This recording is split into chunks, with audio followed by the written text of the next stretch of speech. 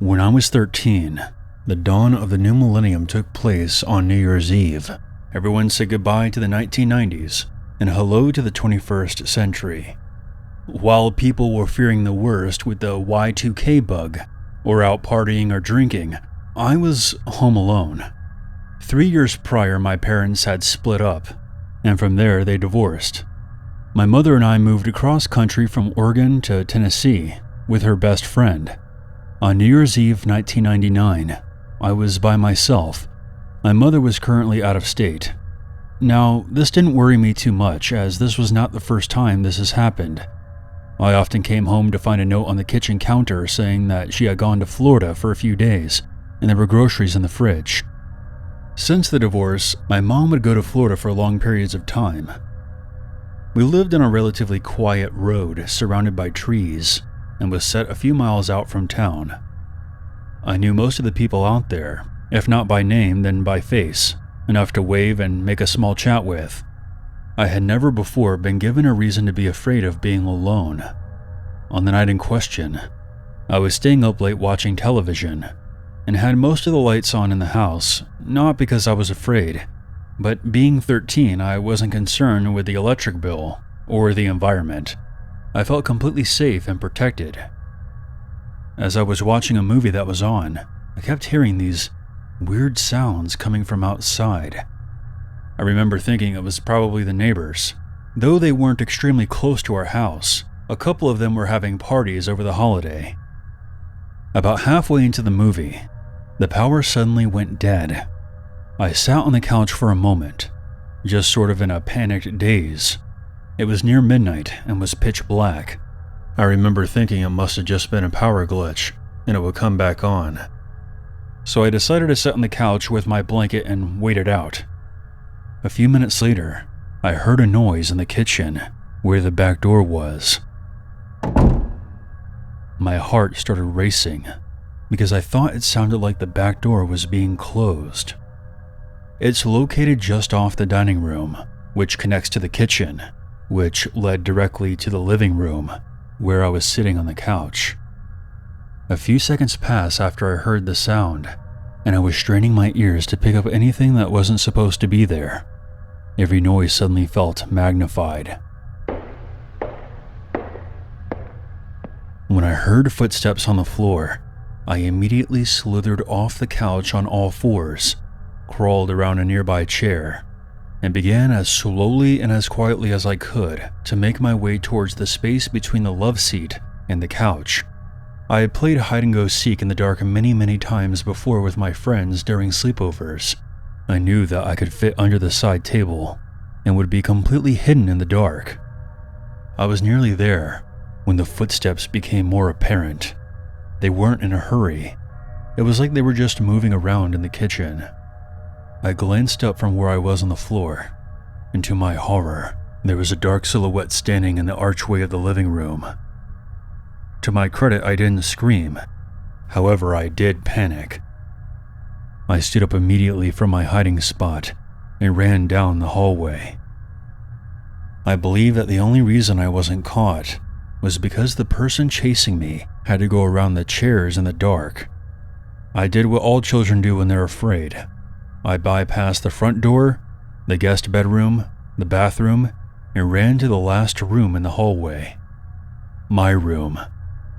In all honesty, I probably wouldn't have been able to unlock the front door in time anyways, as it was right beside the couch.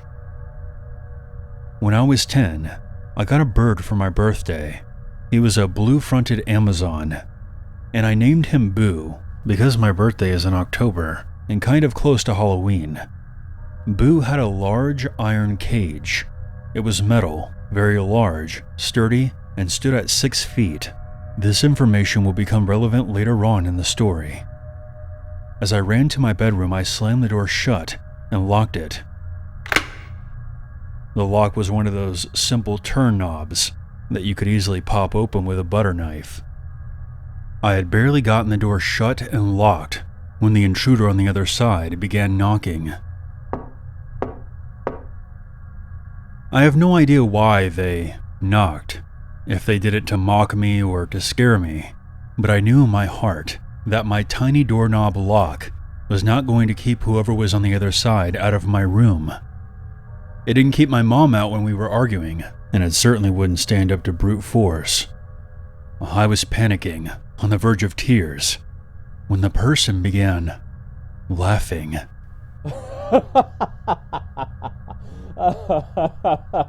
It wasn't like a maniac laughter. It was like they were genuinely amused by the situation. It was a laughter that really got to me. I started hysterically crying and looking around my room to figure out what I could do. And that's when I realized Boo's cage would fit almost perfectly between the door and the wall of my closet. I was able to move the cage quietly across my carpeted floor, but as I pushed it into place, it scraped against the door and alerted the intruder that I was trying to barricade myself in. Suddenly they threw themselves at my door. All I could hear was the sound of wood splintering and the door handle being twisted violently. Boo, who had been stirred by the movement, literally began screaming and flapping his wings. I might have screamed with him, but honestly I don't remember. I just remember being extremely terrified. I crawled under my bed and waited. Several minutes passed, and the person eventually stopped attacking my door. Boo continued screaming. Being under my bed gave me no feeling of safety. I didn't come out from under it because I simply had nowhere else to go.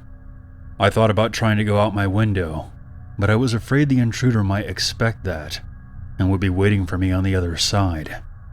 It was also several feet off the ground, as the house was built on a raised foundation. I remember lying under bed, terrified for what felt like hours. I must have fallen asleep because I woke up the next morning to daylight. The fear of what had happened the night before came back to me as soon as I registered where I was and why. I was scared that the intruder might still be in the house. I decided to crawl out the window and run to a neighbor, since it was now daylight out. For me, crawling out the window was a lot harder than expected.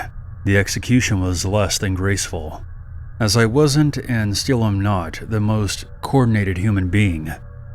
Once I was back on my feet, I carefully made my way around the house, and that's when I noticed that the back door was wide open. Scared, but feeling braver now that I was outside, I walked up the back steps and peered inside. I saw nothing out of the ordinary, and that's when I made the dumb decision to go back inside. Looking back, I cringe how bad this could have turned out. I wish I could go back and tell my younger self to make the smarter move and just go get help. I did a terrifying, heart-pounding room-to-room check, looking in closets, under beds, behind the couch, anywhere I thought even a small child would be able to fit. I even jimmied the lock on my mom's bedroom door so I could check it out, and then relocked it afterwards. When I was positive that there was nobody there, I went back to lock the back door. I left it open just in case I had to escape. That's when I noticed that the breaker box on the opposite wall was open. The main switch had been pulled. I flipped it back on, and then called my mom, where I once again broke down crying. She called a coworker who came and stayed with me the entire day, while she drove back from Florida. After that night, my mom still took random trips every now and again, but I always went with her from then on. I don't know if the person who broke into my house on New Year's Eve was a drunk friend from a neighbor's house trying to pull some kind of prank on me, but they terrorized me that night. To this day, I still get a bit scared whenever I'm home alone. I always think of what I would do if somebody ever came inside, and where I would hide.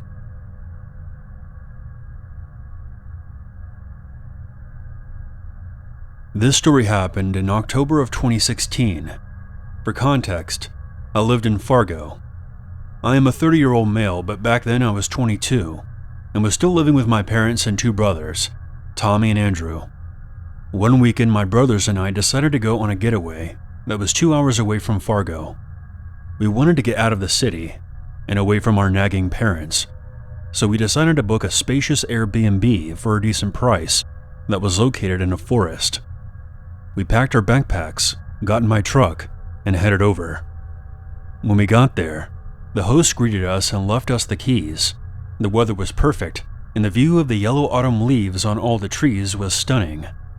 On the first night, we decided to take a nice long walk in the forest. While hiking through the trees, we made small talk and generally explored the area. Soon, it became dark. I don't know about Tom and Andrew, but I'm easily creeped out by the dark alone. But being in a forest, no way. Guys, maybe we should head back to the rental, yeah? It's getting creepy out here. Then suddenly, a loud growl came from somewhere nearby. It sounded human, yet animalistic at the same time. What the fuck was that? I don't know, but we're not sticking around to find out. We then heard something speeding toward us. Shit! I hear something heading toward us. Let's get out of here quick. When I looked behind us, I saw a figure of what looked like a man coming out of the tree line. But here's the thing, it seemed way too tall. The shoulders were weirdly shaped. They were almost like arches. We got back to our Airbnb and locked the door, but it wasn't over yet. At around 1 a.m., we had calmed down enough to call it a night. But I was still paranoid. I couldn't get the image of the figure I saw out of my mind. Was it a man? If so, was he wearing some kind of costume? Could he be a part of a cult? Could there be others hiding out in the forest? Did our Airbnb host set us up? I got up and double-checked the house to make sure all the windows and doors were locked. I eventually went to bed, but I had trouble falling asleep. Out of random curiosity, I looked out my bedroom window, and I noticed a black dog under the dim driveway lamp. At first, I didn't think anything of it, but the more I looked at it, the more creeped out I got. The dog appeared to be looking right at me, not moving a muscle. What happened next was simply unbelievable. Its eyes began to glow red, and then it stood on its hind legs. Its stance became kangaroo-like before it took on a humanoid appearance with long, sharp fingernails. I freaked out and quickly closed the blinds. My brothers heard me screaming. Josh, what's wrong with you? I saw something in the driveway. At first it was a dog, and then it became, I don't know, something else. They didn't believe me at first, but they quickly changed their minds when they heard that same deep growl we heard out in the forest. But this time, it was coming from just outside the front door. Something then began to strike the door over and over again.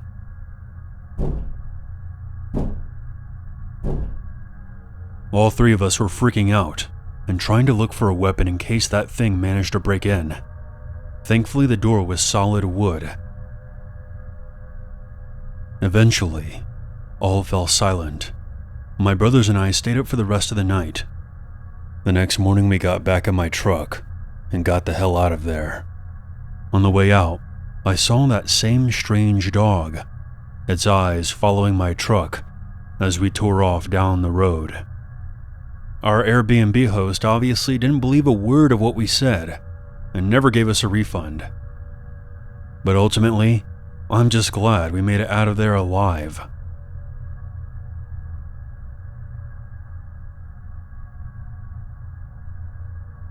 When I was in my early 20s, I was living in Chicago, and I wasn't making that much money. When I found this apartment, it was too good to be true. The top floor was a duplex with 6 rooms for $775.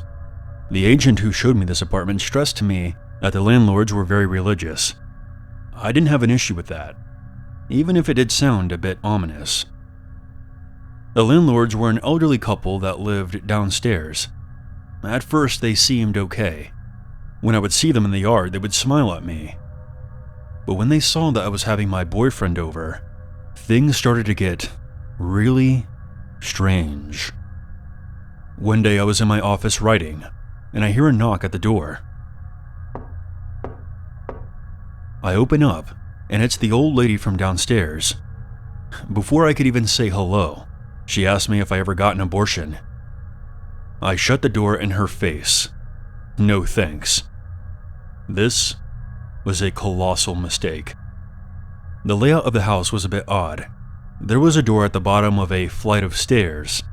It was always locked. Unfortunately, I found out the hard way that it led directly into my landlord's living room. One day I was in my kitchen, cooking. My boyfriend was at work, and I was by myself, when I heard what sounded like the click of a door. Okay, what the fuck was that? I walked into the hallway and looked around. I didn't see anyone. I poked my head into all the rooms. Nobody was there. I then looked down the staircase, and there was the neighbor lady, standing there, staring back at me. I screamed. She flinched and stepped back into her apartment, swinging the door shut. After that incident, I spent every possible moment away from the house I could. I would come back and discover that something had been moved. A window would be shut once the shower was dripping and my towel was damp. I couldn't lock that downstairs door. Since it was technically a door to their house, they were the only ones with the key. The knocking became frequent, 3 or 4 times a day. My boyfriend and I propped up an old mattress so we wouldn't have to hear it while we slept. The second to last straw was when I opened the door for work and the stairs were gone. I physically could not leave my house. They had been dismantled and were sitting on their porch. I called them repeatedly, but they did not answer. Finally, their son came out of the house and explained that they were doing some remodeling. He told me that I had to cut through their apartment downstairs.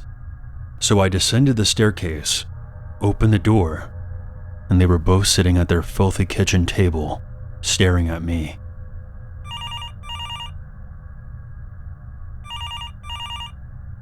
The phone was ringing in its cradle. They must have heard it, but they kept staring at me with this blank look on their faces. I crossed their kitchen and left out the back door. A few days later, I came home from my job and noticed the bathroom floor was almost completely flooded, like somebody had left the faucet on. The old woman, seeing that I had come home, came up the stairs and knocked, screaming at me that I had flooded the bathroom and that her son would have to come and fix it. I was so exhausted at this point that I just said it was okay. Her son comes by a few hours later, and he's completely shit-faced. I open the door and tell him that I needed an hour or so. He then picks something up and swings it at me. It was a massive wrench. I somehow ducked out of the way before he stumbles over. I then pushed past him and booked it down the newly repaired stairs as quickly as I could, and called the police.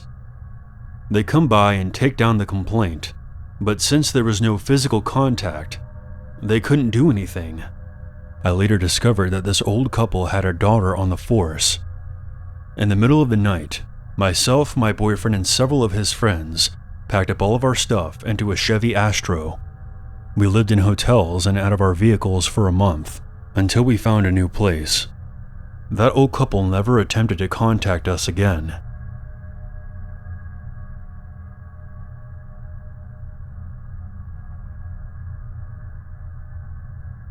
This past New Year was my 4th year anniversary with my boyfriend. We typically don't do much, so this year we decided to make it special by planning a romantic getaway. We found a cabin on Airbnb with a hot tub, and we were sold. The cabin was, of course, the last house on the road. You had to drive down a small private road that ended in a roundabout. Off this roundabout was a long uphill driveway that led to our cabin.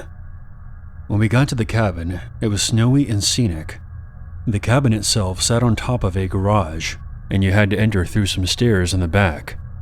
When we got inside, there was a booklet with all the information outlined. The book stated that during the winter season, to not be surprised if their contracted snowplowers showed up to clear off the driveway. Alright, sounds good to me. We unpacked and realized that there was no cell service, but there was a landline in the cabin if we needed anything. We spent the first night by the fire playing board games and drinking wine. The weekend was exactly what we needed it to be. We planned to spend the next day in town. I had booked us a reservation for a nice dinner. We were gone almost all day, only returning briefly to get dressed for dinner. Dinner was great, and we were excited to head back to the cabin for some champagne and hot tubbing. While at dinner, the temperature had dropped, and it snowed for the first time that day, coating everything in a fresh layer of white. We drove down the private road and got to the driveway. It was at that point my boyfriend stopped the car and asked me if I had noticed the new tire tracks on the ground. I looked at the driveway, hoping to quickly disregard these new tire tracks, but there they were. We remembered that the snowplowers could have stopped by, but the issue was that we saw these tire tracks because of the snow, and who plows in the dark? We also knew that once we were at the cabin, there would be no cell service. So we figured that we would head back into town and message our Airbnb hosts and ask if they or one of their friends had stopped by the cabin. We waited for a while in town for a reply, but we never heard back. We could have called, but at that point it was past 10 o'clock, and we didn't want to be discourteous. We figured that we had blown the whole thing out of proportion, and might as well head back to the cabin. After all, I was big into true crime and horror movies, and was probably just psyching myself out. My boyfriend drove us back, and this time we actually drove up the driveway, towards the top of the hill. That's when I noticed something. My stomach dropped when I saw the footprints in the snow. We backed down the driveway and took a closer look to see if there were more footprints. From what it looked like, someone had drove up the driveway, reversed down, parked, then got out of their car and walked onto the property. This property was quite large, with tons of trees and bushes, and we knew that these footprints could go anywhere. The moment we saw them, we decided to call the police. We figured it was better safe than sorry. We would just have an officer go onto the property with us, just to check everything out. We drove back down the driveway until we got service again. We then called the police, explained to them the situation, and waited for their arrival. A police officer showed up, and we followed him onto the property. The officer scanned the property and determined that there was no one there. Obviously, we were a bit shaken up and kind of embarrassed. We thanked him as he left. Needless to say, we no longer wanted to get into the hot tub and look out into the dark forest. Instead, we locked ourselves inside and watched a movie, with no champagne. We were both tired from the day and passed out pretty quickly. At 3 a.m., we both woke up on the couch with all the lights and TV on. As my boyfriend went to go brush his teeth, we heard a noise.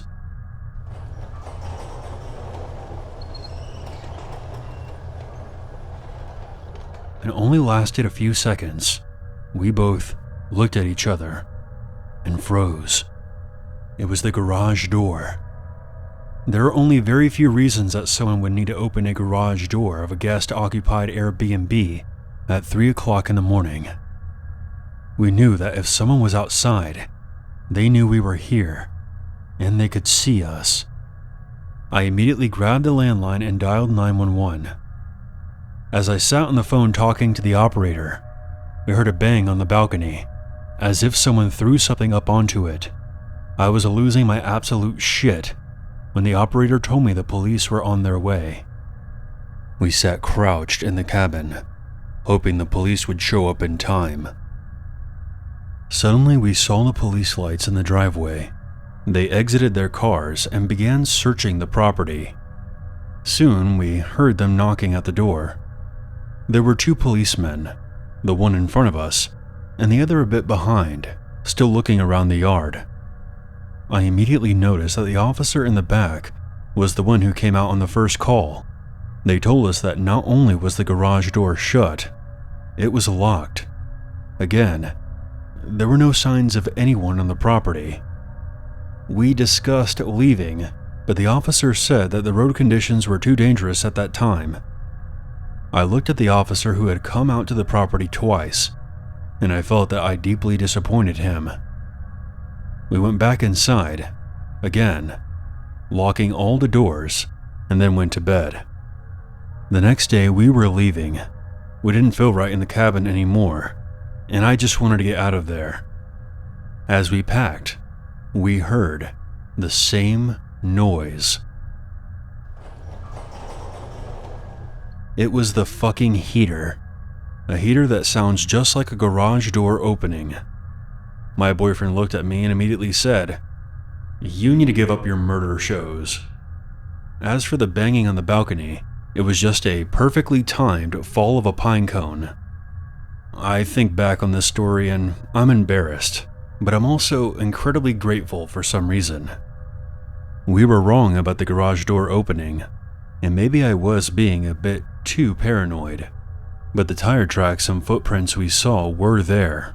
For all we know, there could have been somebody out there, watching us.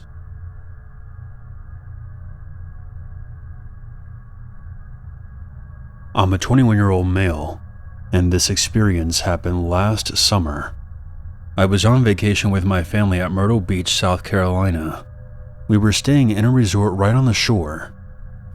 One night, I was restless, and I was having a hard time falling asleep. It was around 3 a.m., and I decided to go out onto the balcony to get some air. I stepped out, and was stunned that there was a full moon. The moonlight reflecting on the water was quite stunning. The beach was completely empty as far as I could see. I had never seen it like that before.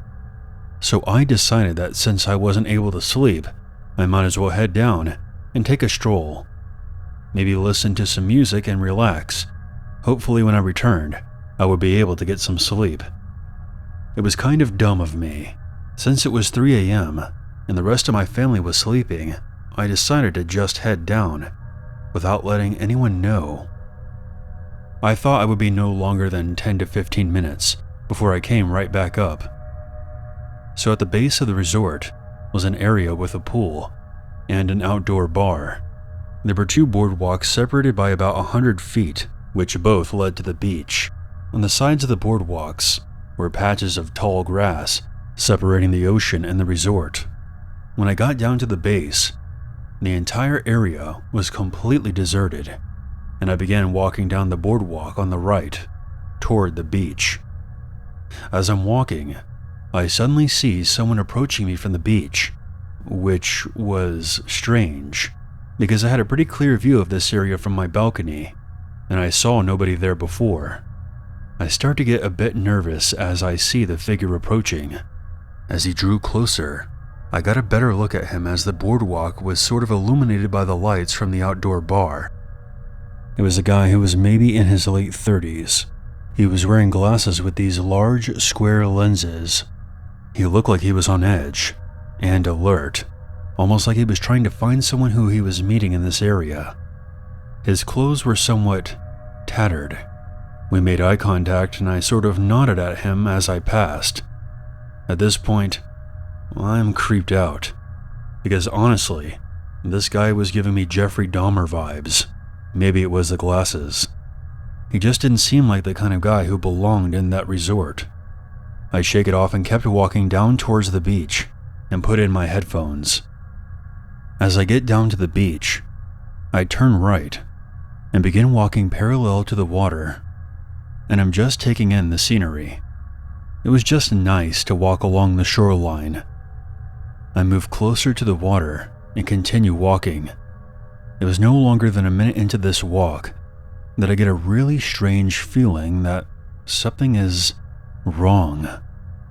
I take out my headphones and turn around, and I see a dark figure that is trailing just up the shore.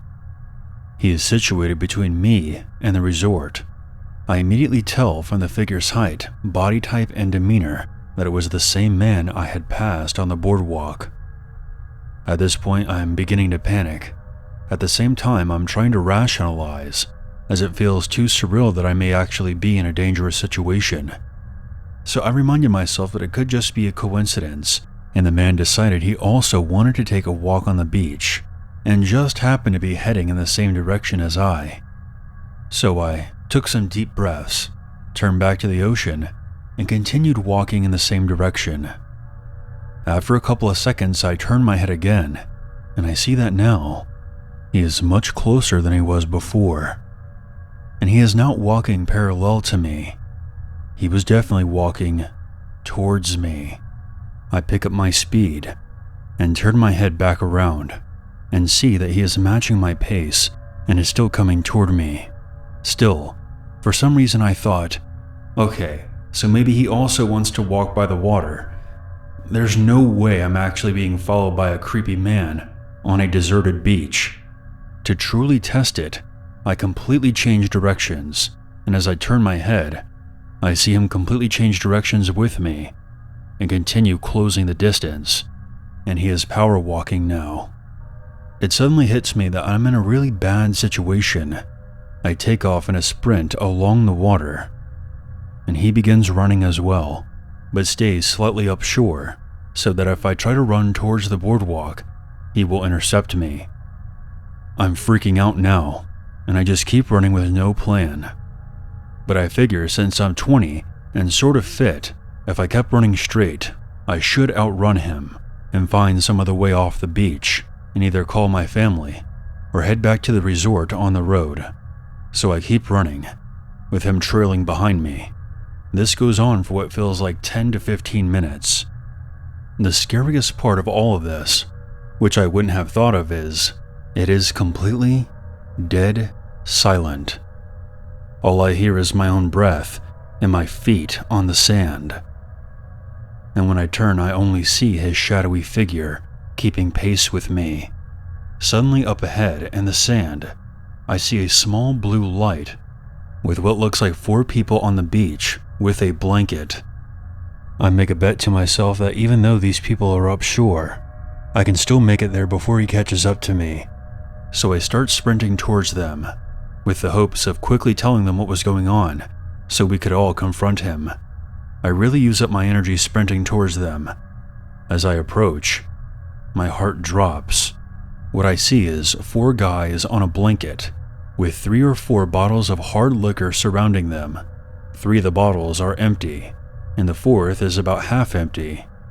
3 of the guys are just completely passed out on the blanket, with the 4th half sat up, obviously beyond shit-faced, with a sort of party hat on that has blue lights on it. He seemed to be talking to himself. His eyes were half closed, and he didn't even register me approaching him, even though I'm now no more than 5 feet away. I turn and see the figure has slowed down and is observing me. It seemed that I had underestimated his fitness, and since I had just sprinted towards this group, I was exhausted myself, and I was afraid he might actually be able to catch up to me if he had just continued running along the beach. And then, who knows what. So instead of turning around and running, I suddenly sprint toward him and to the right, which I don't think he was expecting at all. I catch him off balance and run right past him. I'm in a full sprint back toward the resort. Literally all the hairs on the back of my neck were standing. It felt like one of those nightmares where you're barely evading someone, but they're about to catch you. The adrenaline was crazy. But I just kept running, and then the resort came back into view. I finally looked back to see how close he is, and saw that he was maybe 400 or 500 feet away. He had lost a lot of distance on me. I ran back up the boardwalk and toward the base of the resort. I jammed the elevator buttons and leapt inside, then start mashing the closed door button as I'm gasping for air. When the elevator got to my floor, I literally sprinted back towards my room. I opened the door, entered, and then slammed it shut behind me. double locking it. I am completely out of breath, and I drop to the floor and just lay there for a minute, not believing what just happened. Let's just say I definitely wasn't able to sleep after that.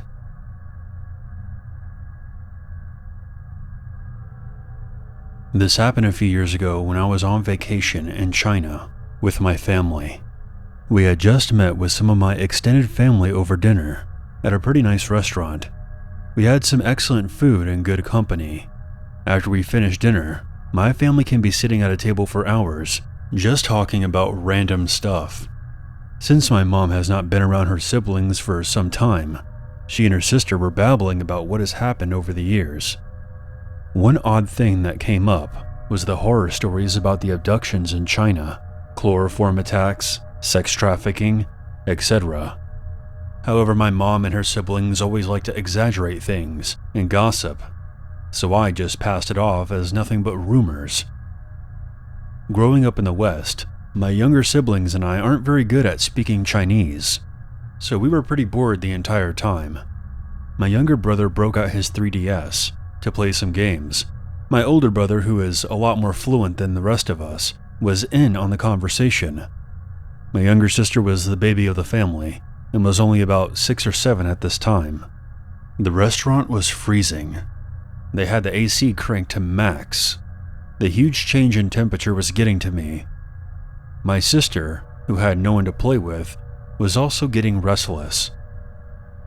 I told my parents that I was going to step out, and she wanted to tag along. I went downstairs and left the restaurant. It was nice out. There was a good breeze, and my little sister was just running around and just enjoyed being outside. However, I noticed something very strange. Beijing is a very old city, and there is a mix of modern city streets, but alleyways that are still very much old China. The restaurant backed into one of these alleys. I noticed there was a shady-looking man on the corner. Something else that I found odd is that there were other shady-looking men walking into this alley, and the first man would give him a nod of approval before they went in. They would nod back at him. I really can't explain it, but everything was off about him. He moved erratically, darting his head around, and his expression never seemed to change. I was busy thinking about what could be going on back there, when suddenly I heard my sister screaming. I had taken my eyes off of her for a second, and she was grabbed by a man who was now trying to drag her toward the alley. My big brother instincts took over, and I sprung into action. Now, I'm not a big guy by any stretch, but I did train in martial arts, and I could see that the assailant wasn't in the best shape. I punched him in the face as hard as I could, and he immediately let go of my sister and held his bloodied chin. He then darted back into the alley without another word. He didn't even grunt in pain. My sister and I rushed back into the restaurant. She was okay, albeit scared out of her mind and crying. Her wrist was red with the man's handprint. He must have really wanted to take her. This all happened so fast, and I was still processing it. I was surprised at just how sudden it was. There was no stalking, no chemicals, drugs, or chloroform, just straight out physical abduction. Hearing all the stories of human trafficking, sex slavery, and organ trade in China, I shudder at the thought of what could have happened.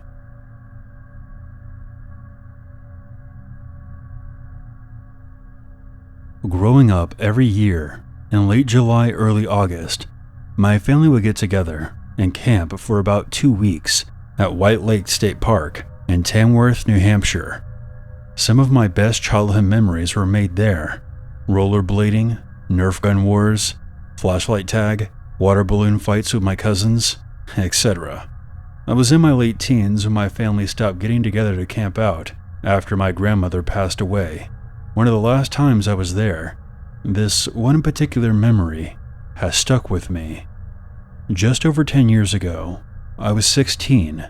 It was around 10 p.m. when I noticed that I had a missed call on my cheap little track phone. My family was sitting around the campfire cooking s'mores and making small talk, so I decided to go off for some privacy and return the phone call. I took a long, narrow trail that stretches between other campsites and leads up to the public bathrooms. I wasn't going there to use the bathroom. I just wanted to find an empty picnic table to sit at. There were plenty of those, since this whole side of the campground was completely vacant. There were no other campers nearby. It was quiet and dark. So instead of going towards the bathrooms, I chose a campsite and sat down at a table. The lights from the distant bathrooms on top of the hill were illuminating my surroundings just a bit. I called my friend and was carrying on a conversation for about 20 minutes. As I'm sitting there, staring straight ahead, I see a silhouette coming down the path in front of me. The figure was heading in my direction, where all these empty campsites are. It wasn't that unusual to see people strolling through the campgrounds for a night walk. However, these people usually have flashlights on. Whoever this was did not. I wasn't creeped out at this point. I was just watching out of curiosity. As the person got closer, I got a better look at their outline. It was a man. I noticed that his pace was slowing down. I kept my eyes fixated on him as I continued conversing over the phone.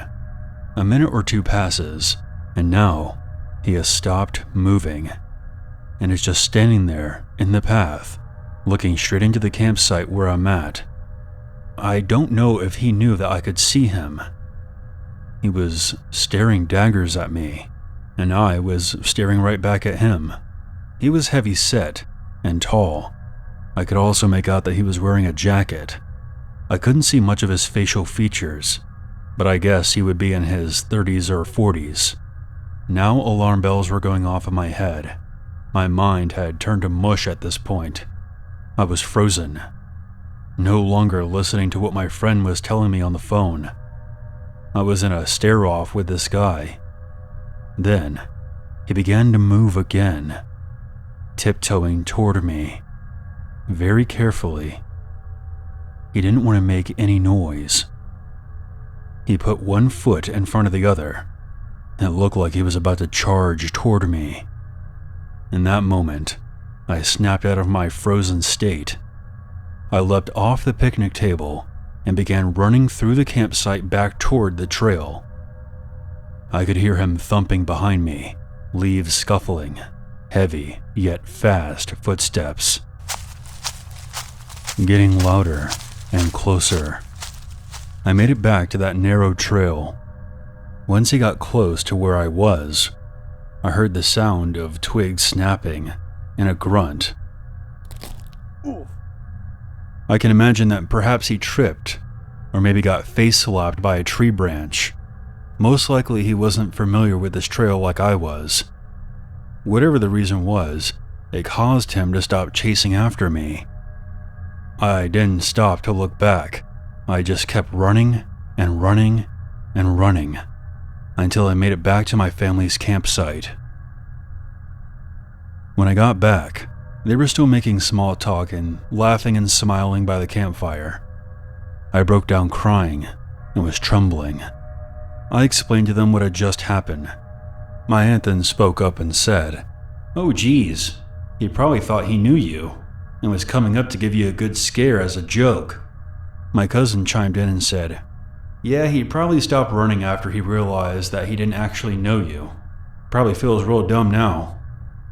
They all chuckled about it and changed the subject. I think I was dismissed because nobody wanted the good vibes of the night to be ruined. And the fact that I'm just a socially anxious person in general, I'm very cautious and shy. For the time being, I allowed them to convince me that I was just overreacting. But here I am, many years later, looking back and shaking my head over this. I wish I was taken more seriously, but other than that one thing, it was still a great trip. It was time well spent with my family. This experience makes me think twice about going for a walk anywhere by myself.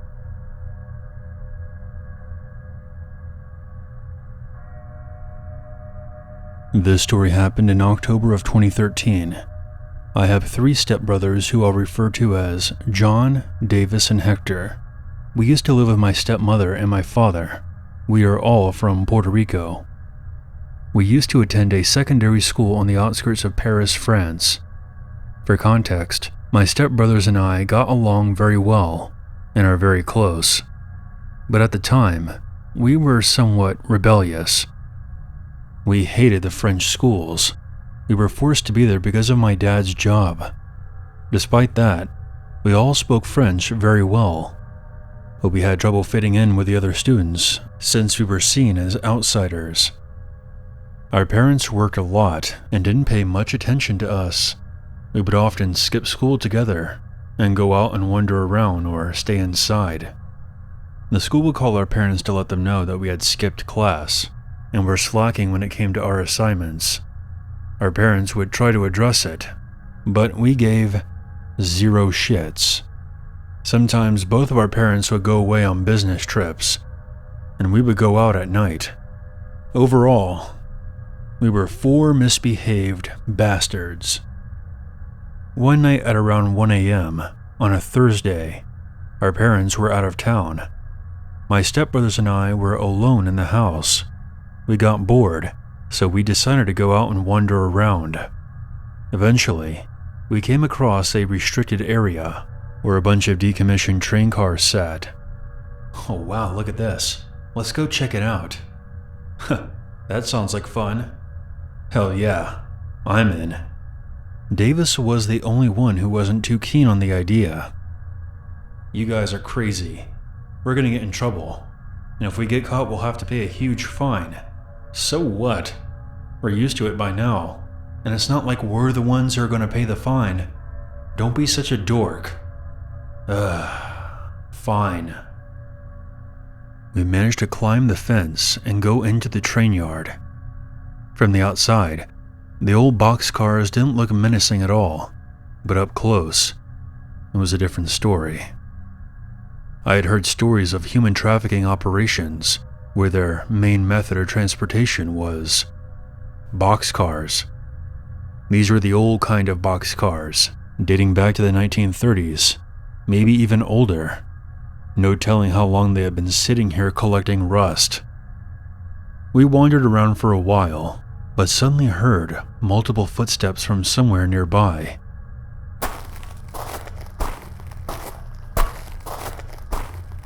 Shh! Did you guys just hear that? Yeah, I think there's someone else out here with us. My heart was pounding. It wasn't because I thought there was a crazy person out there with us. I initially thought it might have been security guards or police. We should get the hell out of here right now. I told you guys this wasn't a good idea. We all agreed and began walking back toward the fence. But we stopped as we spotted 3 men standing outside one of the boxcars. One of them said something to the other in what sounded like an Arabic language. One of them then revealed a large knife from his jacket and began running at us. Shit! Run! We all began to sprint back toward the fence. While I was running, I was hit in the back with multiple rocks. These men didn't want us to escape. It was as if they were trying to protect something. Unfortunately, we did not manage to get away. There was no way we could reach the fence in time, so we tried to find another way out, but soon came to a dead end. We were then surrounded by the assailants. We were preparing ourselves to fight them off, but all 3 of them had knives out. By pure luck, we heard someone yelling, "Drop your weapons and put your hands in the air." Several policemen emerged from the shadows, pointing guns at all of us. They didn't know who were the victims and who were the bad guys. They put us all in cuffs and took us into custody. We had to stay at the police station until our parents came back the next day. The police let us go without a fine, since it was our first offense. But our parents were furious at us, and as a punishment, they sent us off to the Dominican Republic to go live with our grandparents from my father's side. We had to work as school janitors for a year, plus did most of the chores around the house for our grandparents. The punishment was harsh, but we were all glad to be alive. We now live in Miami and have jobs as construction workers. To all the rebellious kids out there, I won't judge you for being troublemakers, but at the very least, try not to be dumb like we were that night, and don't put yourselves in harm's way. Looking back, I have a feeling that those 3 men were only the tip of the iceberg. The entire time we were in that train yard, I had the feeling that something horrible was taking place there, just out of sight.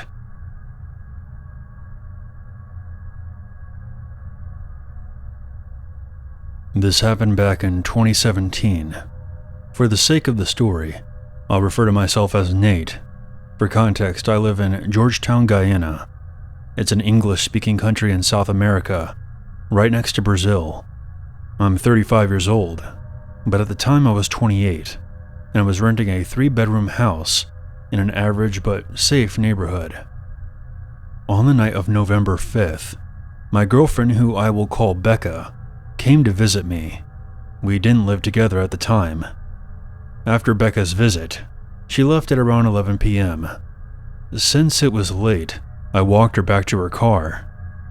After we said our goodbyes, I went back inside and into my upstairs bedroom, shortly after I began dozing off. But I became wide awake when I heard one of my glass cups smashing on the kitchen floor downstairs. I went into full panic mode, not knowing exactly what to do. My bedroom did not have a lock on it, so I crept to the stairwell and peeked into the kitchen downstairs. I saw 2 men in my house walking around.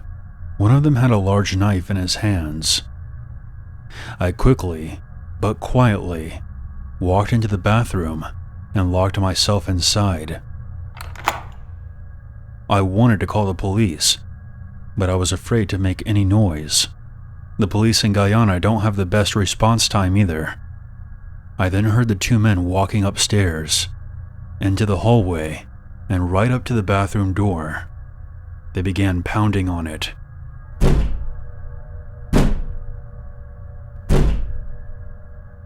The door shook violently on its hinges.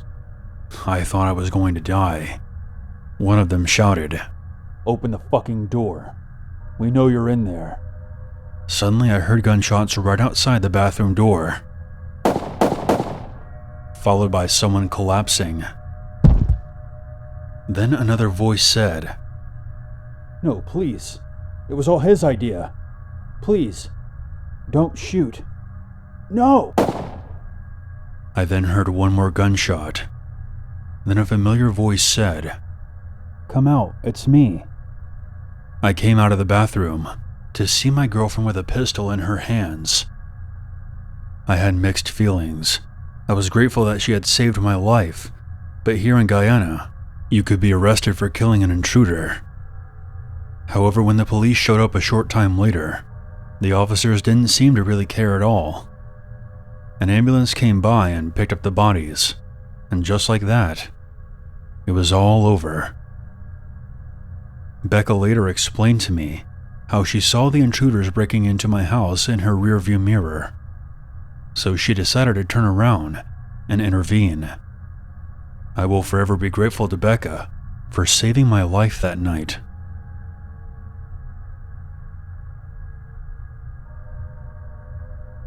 This happened to me 2 years ago. It was my first month on the job, and I worked night security at a pretty interesting place. For the record, I still work there, and I have many more strange stories to possibly tell in the future. I am a 38-year-old male. I've worked security jobs for most of my life. I used to be in event security for various well-known concert venues. In other words, I don't scare easily, and I hardly ever go into a panic mode when a crisis comes up. The place I currently work at is a resort-style apartment complex. To give you a layout of this place, there are 3 floors of apartments with 50 units on each floor. This place takes up 1 city block with a golf course in back, indoor swimming pools, hot tubs, and a small movie theater. You name it, this place has it. Most of the residents here are retired doctors, lawyers, and otherwise rich.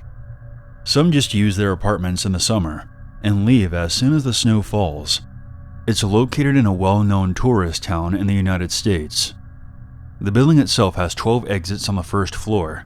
The doors are locked at 11 p.m. You can still exit, but you can't get back in unless you go to the front of the building and ask to be buzzed in, or pick up a box phone next to whatever exit you're at. It will ring to a company cell phone, which I'll answer and can let you in. The first lobby is set up much like a hotel, with sliding glass doors which I lock when I begin my shift. In the middle of the building on the first floor are 2 big slider doors which I also lock. They lead to the private parking lot. The parking lot itself has an automatic gate, and you have to have a code to get in. It was midsummer, and while it's never really hot here, on that night was the exception. It was still very warm after the sun had set. I came in 10 minutes to 11 to start my shift. We have a routine to hand off the keys, event log, and phone to the next person on duty.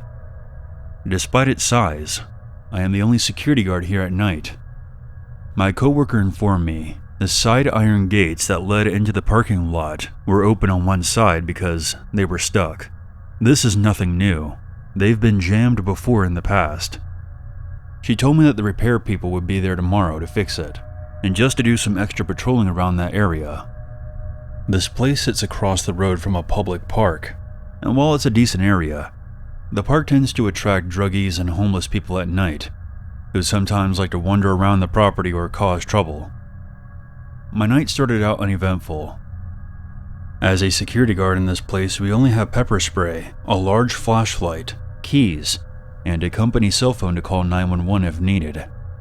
We were told not to confront anyone unless it was absolutely necessary. We were simply eyes and ears, and to call the police if something comes up. Of course, you can defend yourself if you need to, but in all cases, if you're in danger, calling the police was the company policy.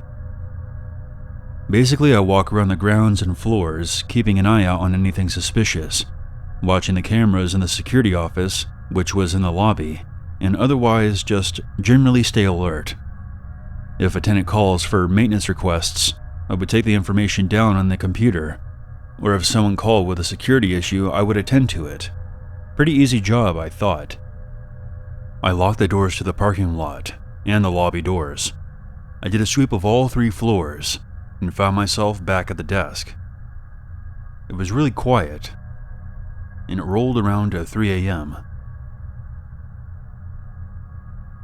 I had just sat down to eat my lunch when the company's cell phone rang.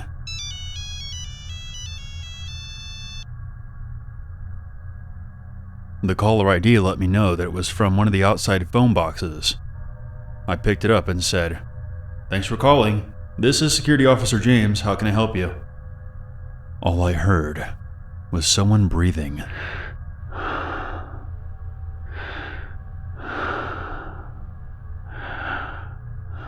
I glanced over at the cameras, and all I could see was the shadow of a figure standing just out of reach from the door in view of the camera. Again, I asked, "Hello? Can I help you?" The breathing got louder, followed by a laugh.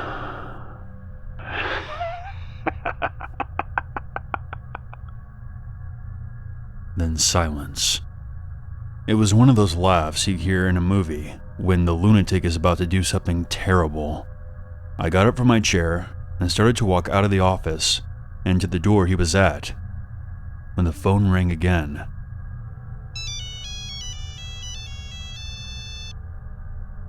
This time it was from call box number 2, which was further down. I quickly looked at the camera and saw this large figure in a hooded jacket. I knew this was strange as it was still very warm outside. He was holding a black bag in his hand and had his back to the camera.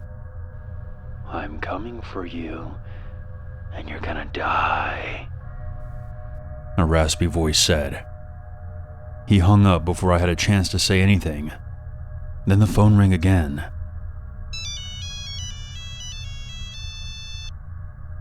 This time I picked up, and before he could speak, I told him that the cops were on their way and to leave the property now, as he was on camera. He tried the doors and they were both locked. This time he was at yet another call box. This guy had to be running at top speed to make it to one call box to another. I can see you. Are you ready to die? Cops won't make it here in time. I spoke loud and pretended like I was talking to another security officer and asked to send another 3 guards to the location and that the police have been dispatched.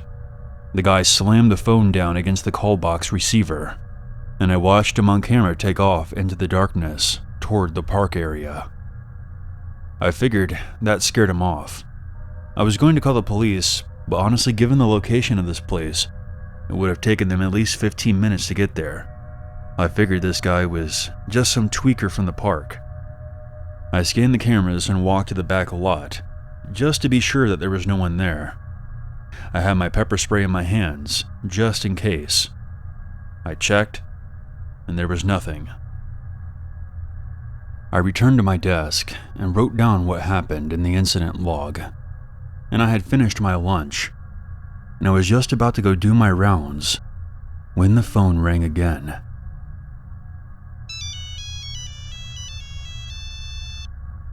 This time it was from an unknown number.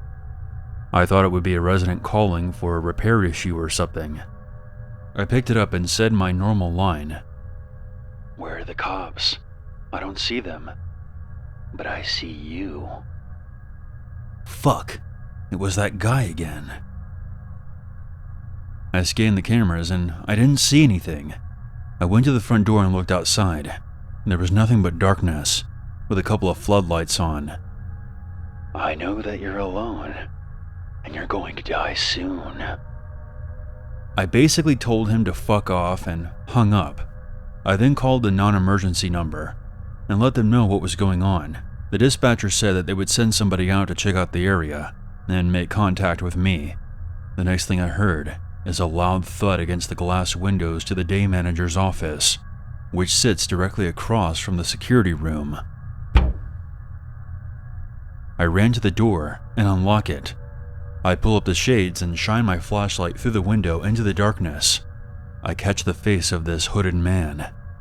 He looked to be about 40, with long stringy hair and these crazed eyes. He looked right at me and grinned before slamming his head into the window to try and break it. I started yelling at him, telling him that the cops were coming and to get the fuck out of here. That's when he pulled the biggest damn butcher knife I've ever seen and made a slicing motion across his throat. This guy was insane and probably on drugs, and he continued slamming his body against the glass, trying to break it. He headbutted the window several times, but all he managed to do was bust his head open, so the window now had blood all over it. I backed out of the office and locked the door. I then decided to wait for the cops. This guy was out of his mind, and my pepper spray likely wouldn't have stopped him. The last thing that I wanted to do that night was manhandle a bloodied, crazy person. He then ran to the nearest side door and took the call box phone off the hook. He then ran to each of the call boxes and removed all the phones, which caused my company's cell phone to ring and jam up the line. This guy had to be on meth or something, because he ran as fast as I could imagine. I watched the cameras, and to my horror, I noticed the sliding door to the garage was open. This was different from the broken gate that I mentioned earlier. From time to time, residents would accidentally leave this door open, but this was the last thing I needed with this nut job running around.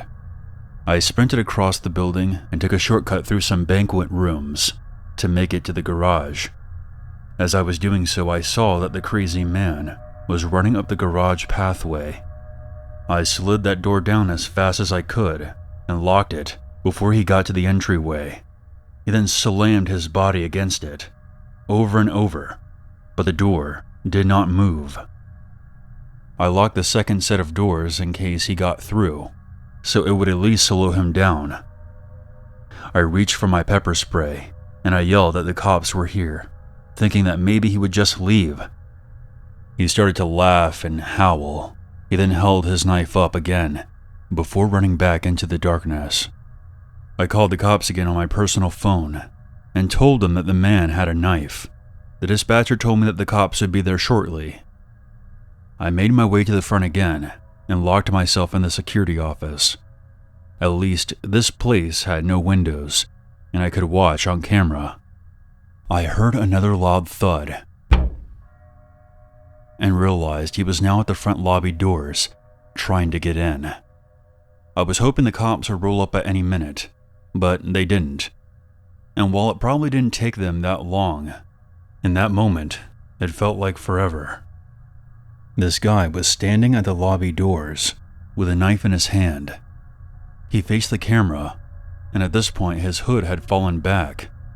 He had a bald spot, with long crazy hair on the sides.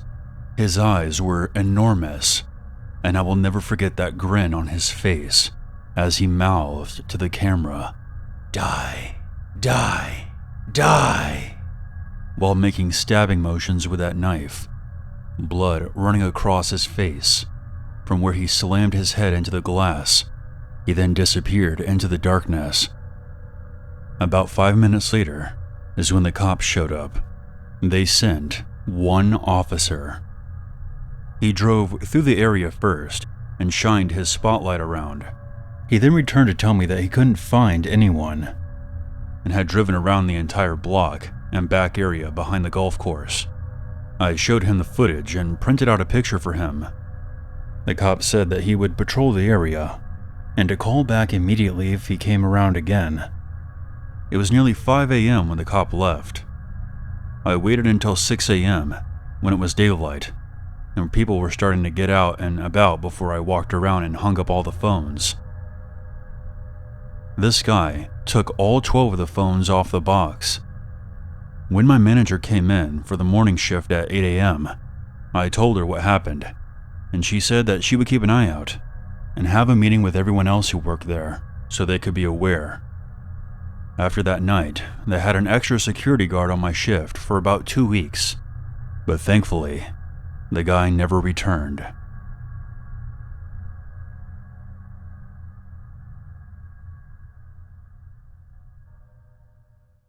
There's always a reason to be afraid.